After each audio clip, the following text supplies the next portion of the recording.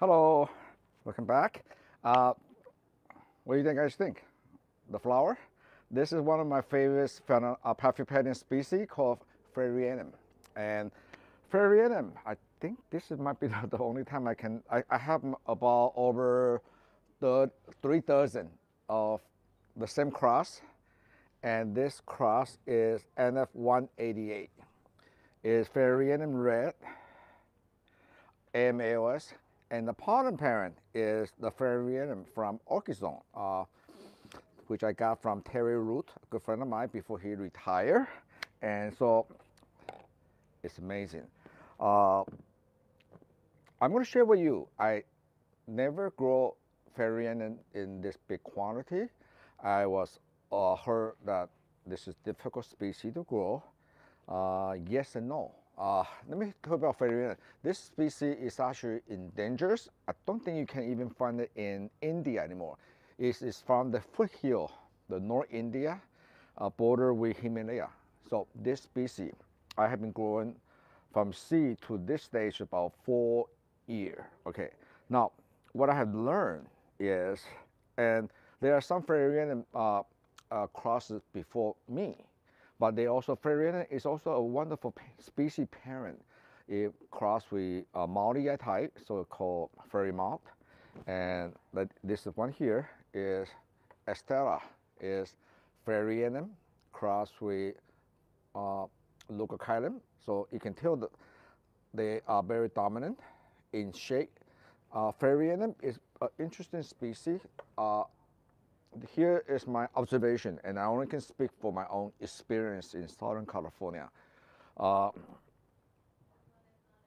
Other than contrary to what people think, this species actually in the summertime, okay, when I talk about late spring to fall, is their active vegetative stage. And this stage, this window of opportunity, they actually like to get warmer. Okay, so a lot of people might have thought, okay, this is from the North India or they're from foothill Himalaya. They are cool grower. No, in this species, when they are at between after Mother's Day or after the flower finish till fall, about good 6 to 8 months. 6 months is their active growing season. I grow them in the same greenhouse with all my Fragmentarium, the summer Fragmentarium that get the greenhouse in there, get up to 85 to 87 degrees. And during this period of vegetative stage, okay, in 6 months, they love water. I almost water them 3 times a week because the species really benefit from a very coarse media. So I have the Norman's, the fine orchid mix, and I also supplement with something that I've been experimenting a new pumice rock from Turkey. Okay, so I think they make a difference. Okay, and then and also I also did a research experiment in the lot of maybe 12 plants each. Okay, and I'm going to show you. And this is the first time you see this anywhere. Secret reveal. Okay, guess what? This is what you usually get on the fairieanum. It would take up to 4 years from out of frost. It takes 4 years to a single grow to mature and the flower. So this is a 4 years old, 4 years, 4.5 seeding. So this has been growing side by side, normal. Okay, now what about this?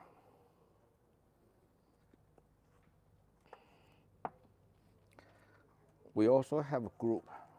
This is Dawnflower. The Dawnflower, they are ahead of schedule. Look at this. I think this group of seeding are more desirable than this. They all feed with Norman's orchid nutrient every other week. They also got spray the mega dry, every on the foliage differently. The only difference is this group here. Anything that with multiple spike, and include this is all grow.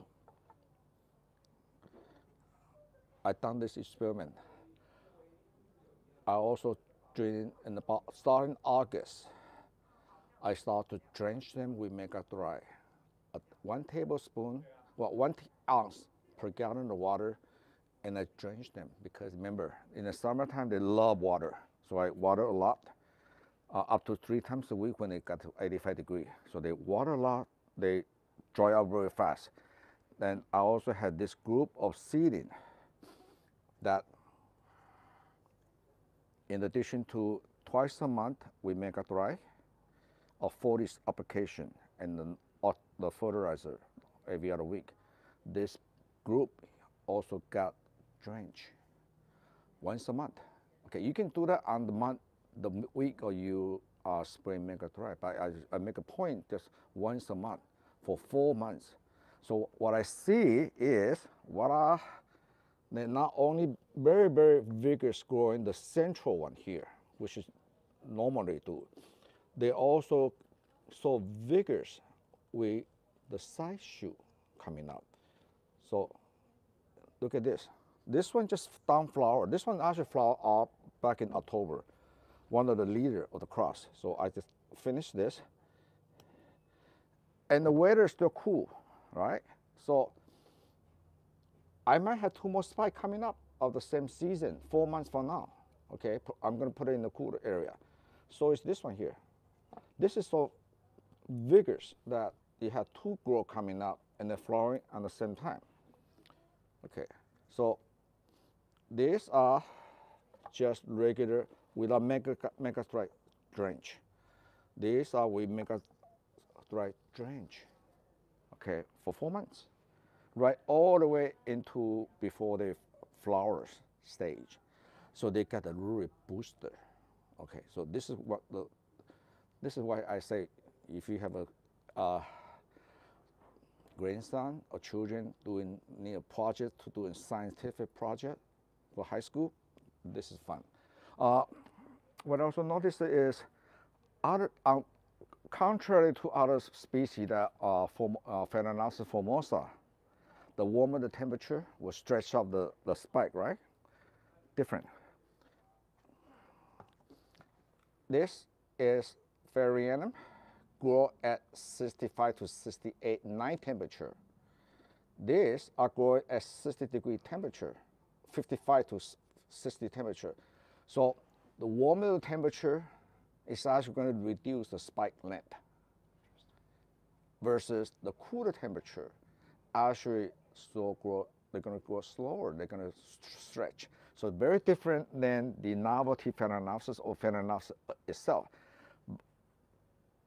Maybe just in case I'm not sure about other species of the Paph, but for sure, the fairieanum in cooler temperature will stretch up to longer stem. And one of the charm of this species is very, very oriental, very, very artistic. It's almost, if you look at the back of the flower, it's also very ornamental. The back of the flowers can be darker than the front. And the petal is naturally recurve backward, give you the effect of that mustache on this. Okay. One thing about the fairieanum is, yes, I have customers who actually successfully grow fairieanum in Florida, especially if you live in North Florida. Summertime can be a challenge because it's so humid. So reverse, you can actually grow this species, not in your greenhouse, not in your porch in Orlando, South Florida, because it's really hot and humid. Put this inside, in your under the light, under the grow light, or even inside your room temperature with air conditioning on. And then when the weather cool off, put it outdoor in the winter time. All this plant, I usually dropped the night temperature right about Thanksgiving. We dropped the night temperature without turning on the heating. We keep about below 60 degrees.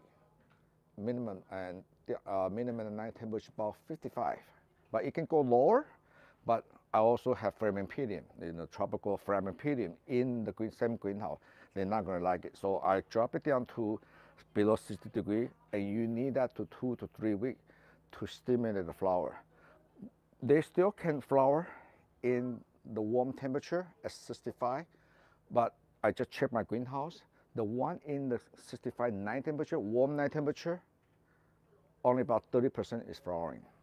So the coolest temperature actually stimulate better flowering. So knowing the requirement, the physiology of fairieanum, the vegetative stage after Mother's Day to October is the vegetative stage.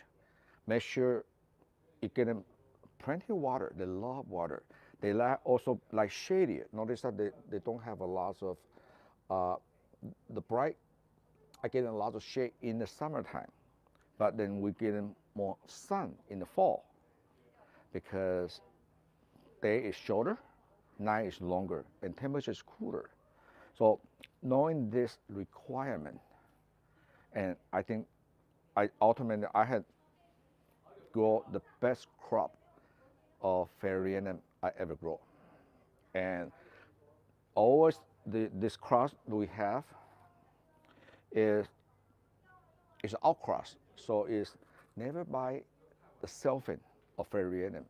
I think it got a bad name before because many times they just self it and self it and self it.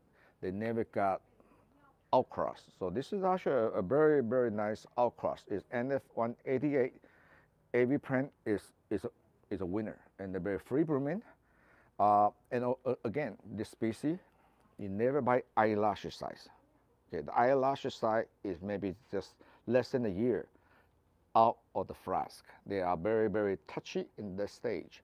They also they're not very forgiving if you have the fertilizer have heavy in urea, and this is why Norman's orchid fertilizer is very good. We have no urea in there.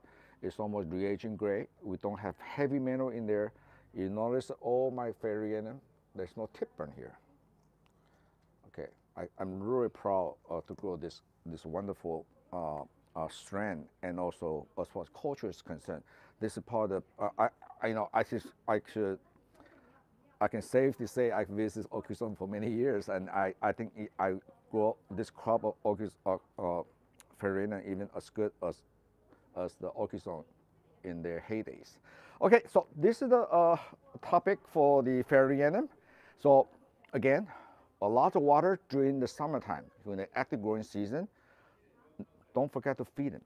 Okay, by the end of the fall, and if you like to do something what I did to give you this multiple, very lush growth like this, very full, versus this. Okay, during the active growing season, once a month, a drench with Megatorite, 1 ounce per gallon of water. We've done that with Phalaenopsis before, and this is just proven. If you want to beat your competitor, you want to beat your neighbor, this is always going to get cultural wall of blue ribbon. If you get one with 2 flower spikes coming out, you're going to get a blue ribbon on this one here. And fairieanum is a wonderful winter blooming species. This has actually been blooming for over almost 2 months already. And they get darker as the flower mature. So they're not fading. They will get darker and darker as the flower mature. So it's a perfect species to grow under light.